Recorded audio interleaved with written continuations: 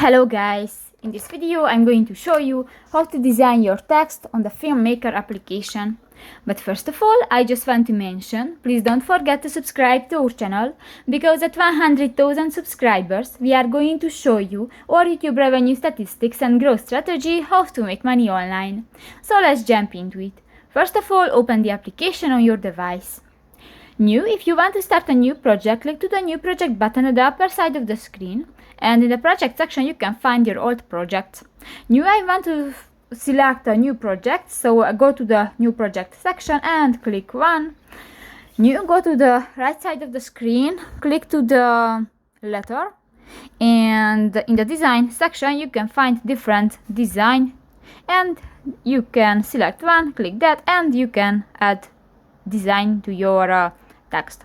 So that's pretty much it for this video, guys. See you in the next one. Bye bye.